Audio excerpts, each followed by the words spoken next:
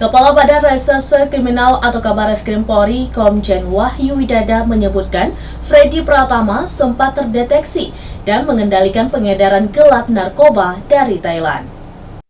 Kepala Badan Reserse Kriminal atau Kabareskrim Polri, Komjen Wahyu Widada menyebut Freddy Pratama sempat terdeteksi dan mengendalikan peredaran gelap narkoba dari Thailand.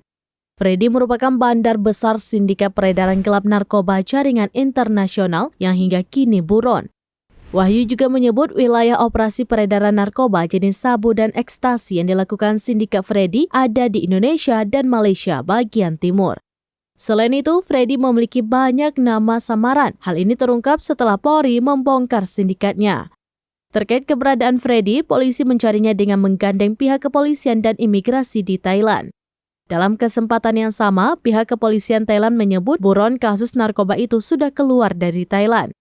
Namun pihak kepolisian Thailand belum mau mengungkap temuan riwayat perjalanan Freddy itu kepada publik. Sebab hal ini akan dikoordinasikan dengan pihak Indonesia. Dari sekitar 408 laporan yang masuk pada periode 2020 hingga 2023, polisi menetapkan total 884 tersangka yang terafiliasi dengan sindikat narkoba Freddy Pratama.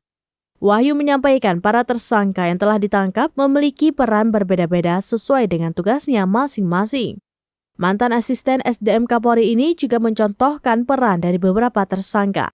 Sindikat peredaran gelap narkoba ini, kata Wahyu, beroperasi mengedarkan narkoba jenis sabu dan ekstasi di wilayah Indonesia dan Malaysia bagian timur. Dia juga mengatakan Freddy memiliki sejumlah nama samaran seperti Maming, The Secret, Casanova, Airbag, dan Mojopahit. Freddy juga disebut sempat melangsungkan aksinya dari negara Thailand.